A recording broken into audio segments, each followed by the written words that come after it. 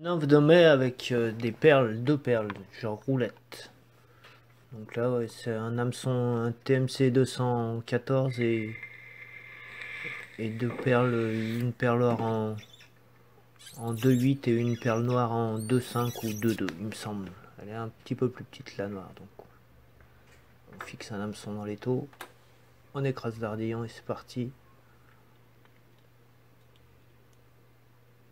On enroule la soie de montage et on va garder en proportion, on va essayer de faire moitié-moitié, garder la moitié de la première partie de l'hameçon donc avec les deux perles pour avoir un petit peu d'espace pour pouvoir finir correctement la mouche sans trop avoir d'ennui avec les proportions et pouvoir fixer les quelques éléments. Celle-ci, ça va aller très vite. Donc on enroule le lestage.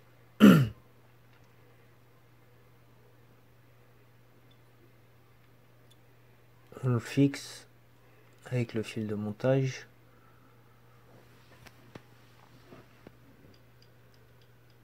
On descend à la courbure et on va fixer quelques cercles en sable de faisan doré. On fixe au-dessus.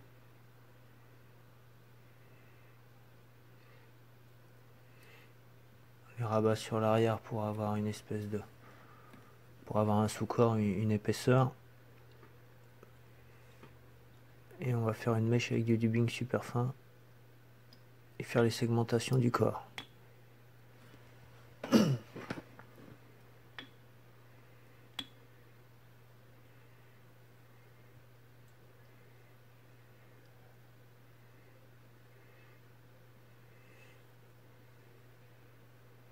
Donc on rabat le faisan au-dessus, une première segmentation.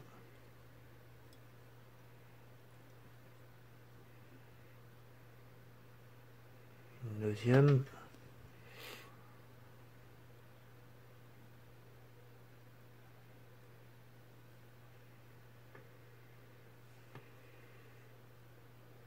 J'ai pas assez de dubbing donc je vais rajouter une petite mèche.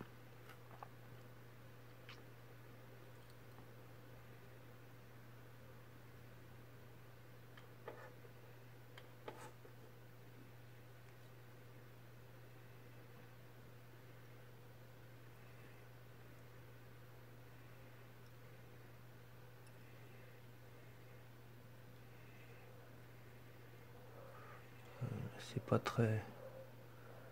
Troisième segmentation est pas très prononcée, on voit pas trop les couleurs dessous. Je pense que je vais rajouter un peu de faisan.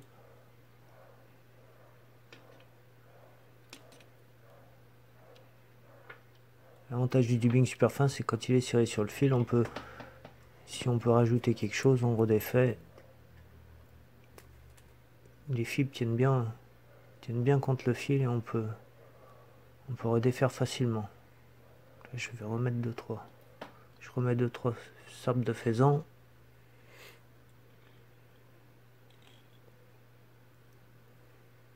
Pour avoir un peu plus de couleur sur le corps. Et je finis d'enrouler mon dubbing. Un petit peu trop. On va enlever.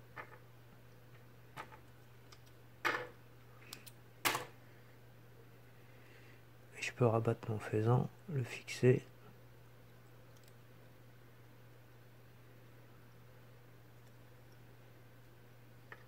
Couper l'excédent et puis garder voyez un peu moins de la moitié de l'hameçon. Faut que la bille puisse s'imbriquer quand même dans le creux de la bille, qu'on puisse l'imbriquer dans le montage. Et je vais rajouter une petite boule de dubbing pas trop serrée pour pouvoir, ça va imiter un petit peu les branchies, un petit peu tout ce que vous voulez. Ça donne un effet sympa, je trouve. Je la coince par le milieu, je rabats tout en arrière. De toute façon, on va les libérer, on va brosser. De demi-clé pour bloquer tout ça. Et on coupe le fil. Un bon coup de brosse à dents pour libérer le maximum de fibres. Tout ce qui tient pas, tout ce qui tient est...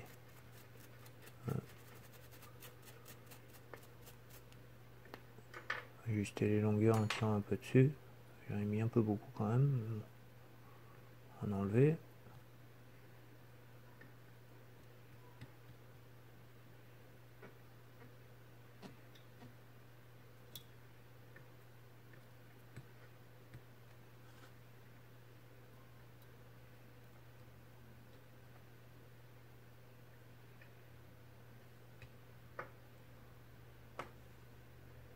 Voilà, c'est pas mal.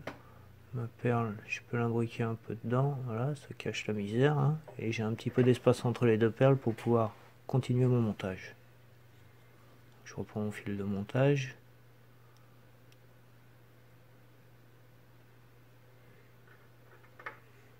Je vais remonter contre la perle pour fixer, pour la caler en fait.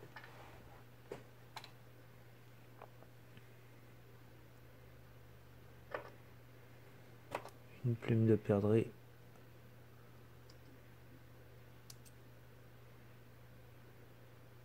Pour faire des pattes.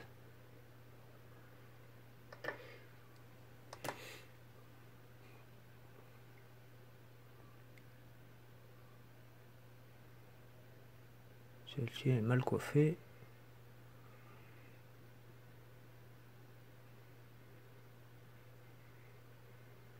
On va faire... On la fixe au-dessus, on la pince au-dessus pour répartir les fibres de chaque côté.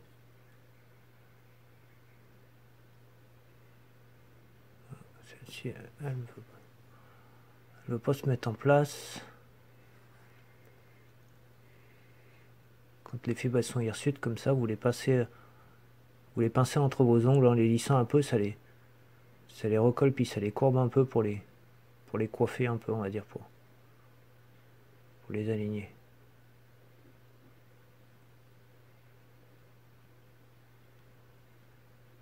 Voilà.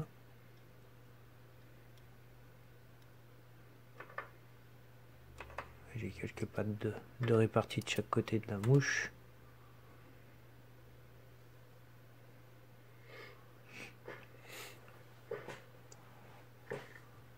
La longueur est bonne.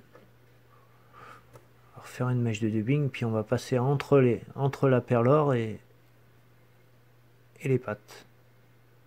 On va les rabattre en avant, une fois en avant, et on va les re-rabattre vers l'arrière par la suite.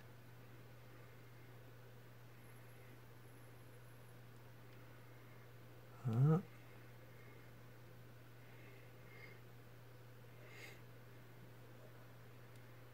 Sur un peu le dubbing. On rabat tout en arrière. Et on coince tout.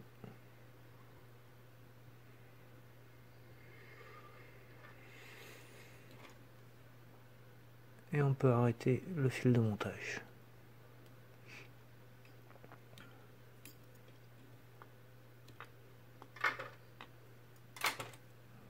Coupe. Il me reste un petit peu de place entre la perle noire et l'œillet. Tasser un petit peu pour consolider le montage. Et puis on va finir par bloquer la perle noire là, avec le fil de montage. En serrant un peu. Serrant les perles contre le montage.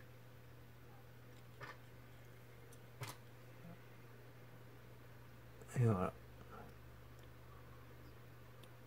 Le final. Un petit peu de résine UV pour solidifier le tout.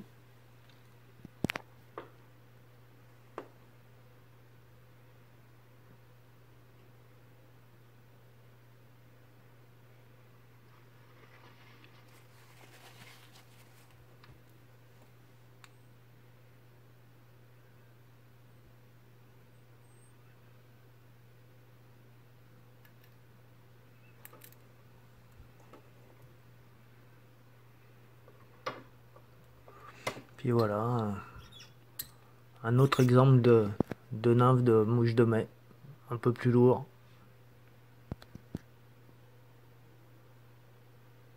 Allez, à vos étaux.